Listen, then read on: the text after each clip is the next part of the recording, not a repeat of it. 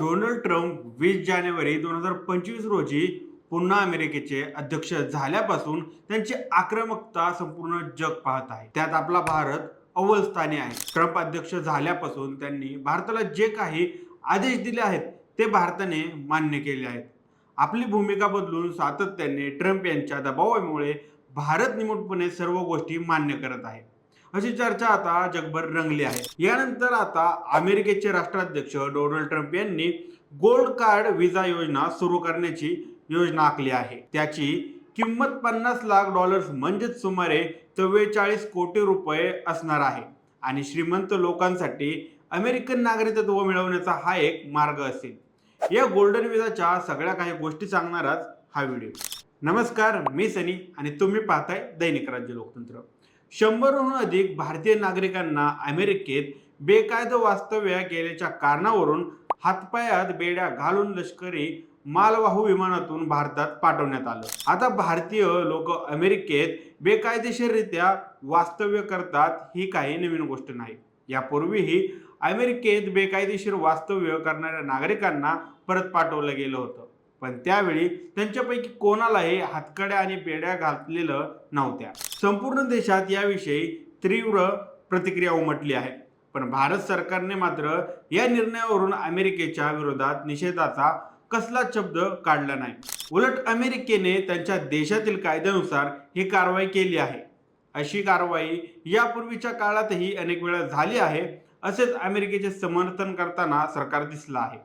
मात्र अन्य देशांनी मात्र अमेरिकेच्या असल्या कृतीच्या विरोधात ठाम आक्रमक भूमिका घेतल्यानंतर ट्रम्प यांचे प्रशासन नमले होतं.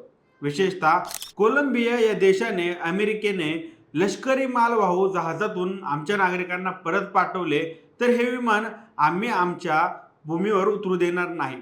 आमच्या देशाच्या नागरिकांना आम्ही आमच्या विमानातून सन्मानाने परत घेऊ, अशी भूमिका घेतल्यानंतर अमेरिकेने कोलंबियाला तशी परवानगी दिली.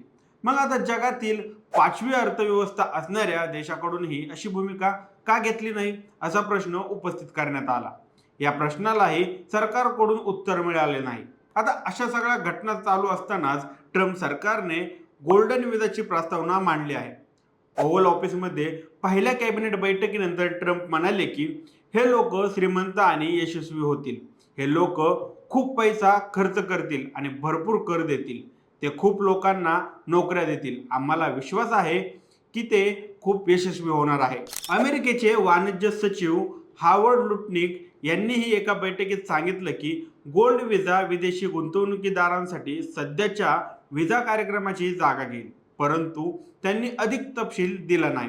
ट्रम्प यांच्या या घोषणेनंतर नागरिकत्व मिळवण्यासाठी रांगेत उभ्या असलेल्या तज्ज्ञ आणि लोकांच्या मनात अनेक प्रकारच्या शंका आणि अटकळ आहेत. मात्र पैशांसाठी नागरिकत्व देणारा अमेरिका हा पहिला देश ठरणार नाही. यापूर्वीही अनेक देशांनी अशा गोष्टी केलेल्या आहेत. ट्रम्प यांनी जाहीर केलेल्या योजनेसारखीच योजना जगभरातील अनेक देशांमध्ये सामान्य आहे. गोल्डन व्हिसा योजना श्रीमंत परदेशी लोकांना मोठ्या गुंतवणुकीच्या बदल्यात इतर देशांमध्ये राहण्याचा आणि काम करण्याचा अधिकार देते. गोल्डन पासपोर्ट योजना देखील आहेत, ज्या काही कॅरिबियन देशांमध्ये लोकप्रिय आहेत.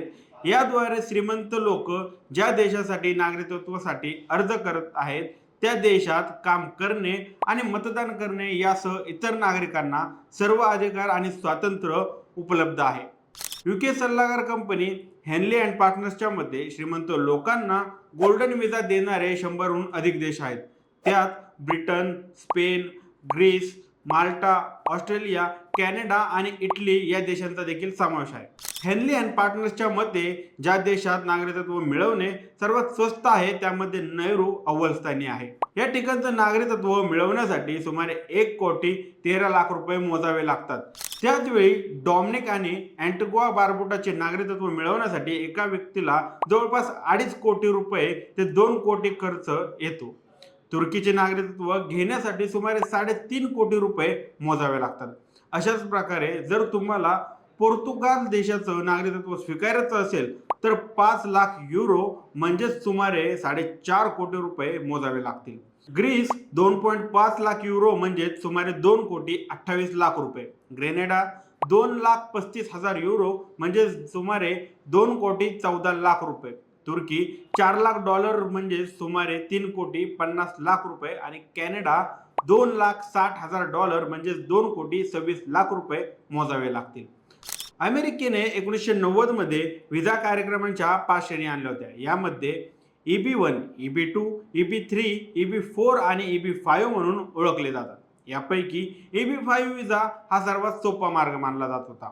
कोणताही व्यक्ती $10,00,000 म्हणजे सुमारे 8.75 कोटी रुपयांची गुंतवणूक करून EB5 व्हिसा मिळवू शकतो. या गुंतवणुकीतून किमान 10 लोकांना रोजगार मिळावा अशी अट होती. मात्र डोनाल्ड ट्रम्प यांनी नवीन व्हिसासाठी कोणत्याही रोजगाराची आवश्यकताचा उल्लेख केलेला नाही. ते म्हणाले की ज्यांच्याकडे पैसे आहे त्यांच्यासाठी आहे. EB5 व्हिसाची संख्या मर्यादित आहे. ट्रम्प यांनी सुचवले की अमेरिकन प्रशासन आपली सरकारी तूट कमी करण्यासाठी 10 दशलक्ष गोल्ड कार्ड विकू शकते. ते यावर म्हणाले की हे चांगलं असू शकतं, कदाचित ते चांगलं असेल. मात्र गोल्डन व्हिसा संबंधित माहिती अद्याप स्पष्ट झालेली नाही. गोल्ड कार्ड व्हिसा धारकाला नागरिकत्व मिळवण्यासाठी किती काळ प्रतीक्षा करावी लागेल हे अद्याप स्पष्ट नाही. सध्याच्या EB5 कार्यक्रमाच्या लाभार्थ्यांसह ग्रीन कार्ड धारकांना नागरिकत्वासाठी पात्र होण्यापूर्वी 5 वर्ष कायदेशीर स्थायी रहिवासी म्हणून युनायटेड स्टेट्समध्ये येत्या 2 आठवड्यात त्यांच्या नव्या योजनांची माहिती समोर येईल, असं ट्रम्प यांनी म्हणलं आहे. आता एका बाजूला जे लोक कर्जबाजारी होऊन आपल्या संपूर्ण आयुष्याची कमाई लावून कोणत्या तरी मार्गाने अमेरिकेत राहण्यासाठी जातात, त्यांना हातकड्या घालून पुन्हा भारतात सोडलं जातं.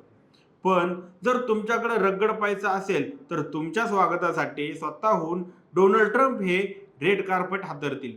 आता यात तिळ मात्र शंका राहिलेली नाही. या गोल्डन व्हिसाची माहिती तुम्हाला कशी वाटली? तुमची मते आणि प्रतिक्रिया आम्हाला कमेंट करून नक्की कळवा. आणि जर दैनिक राज्य लोकतंत्र चॅनलवर नवीन असाल तर चॅनलला नक्की सबस्क्राईब करा. धन्यवाद.